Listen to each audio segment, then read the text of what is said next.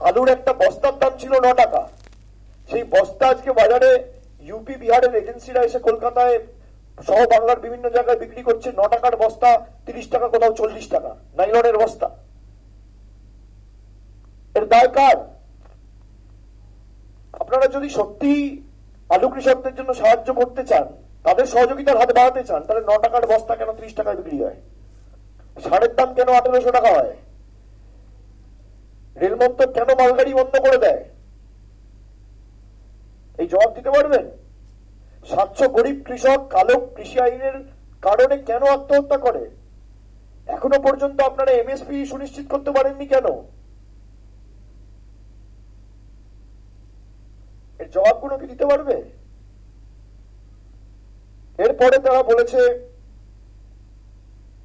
রাজ্যের প্রতিটি মৎস্যজীবীকে প্রধানমন্ত্রী মৎস্য সম্পদ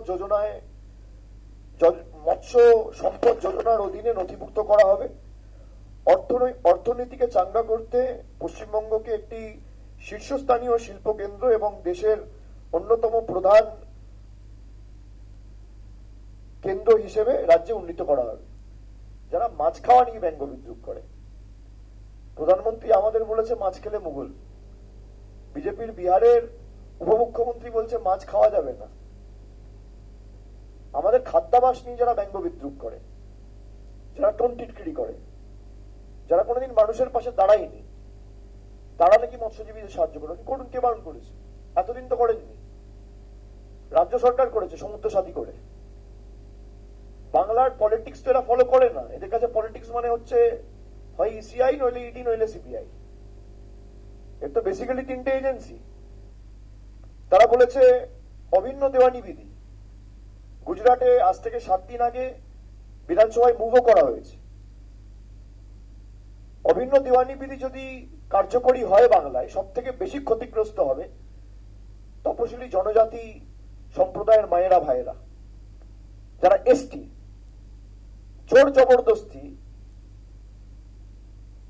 ধর্ম বা খাদ্যাভ্যাস কারোর উপর চাপিয়ে দেওয়া, এই রাজনীতি বিজেপি বাংলায় রফতানি করে এই পরিবর্তন বাংলায় আনতে চায়। এই কারণে তারা বলছে পাল্টানো দরকার।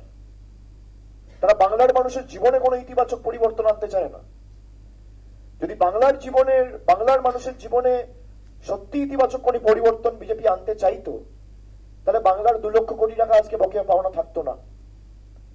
আমি তো চ্যালেঞ্জ করছি, বিজেপির কোন নেতা যদি তৈরি থাকে, মঞ্চ বাঁধুন, জায়গা বাঁধুন, 5 বছরে আবাস যোজনা, গ্রাম সড়ক যোজনা, 100 দিনের কাজ, 1 পয়সা দিয়েছে কেন্দ্র যদি দেখাতে পারে, 1 পয়সা।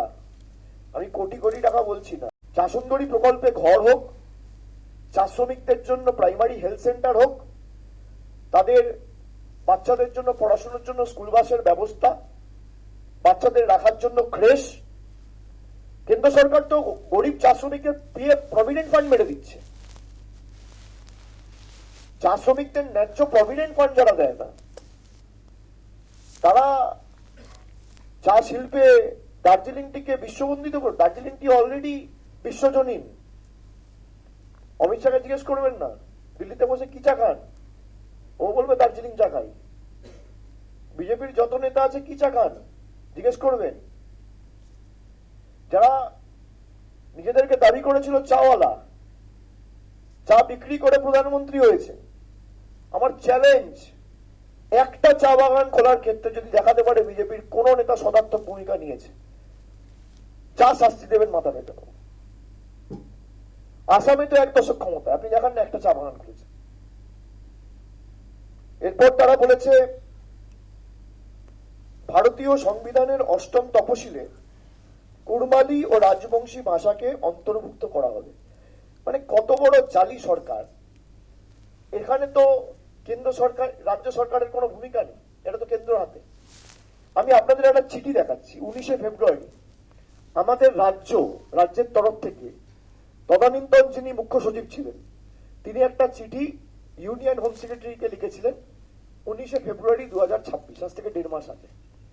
সেখানে স্পষ্ট লেখা ছিল, proposal of inclusion of Rajbanshi and Kurmali language in the 8th schedule to the constitution of India. আমাদের রাজ্য সরকারের তরফ থেকে অষ্টম তপশিলে অন্তর্ভুক্ত করার জন্য রাজবংশী ভাষা এবং কুড়মালি ভাষাকে স্পষ্টত আজ থেকে 1.5 মাস আগে চিঠি দিয়েছে, এখনো পর্যন্ত বিজেপি সরকার করেনি। এই হচ্ছে বিজেপির দ্বিচারিতা। আমি চিঠির কপি আপনাদের কাছে তুলে ধরছি। এদের পুরোটাই জুমলা।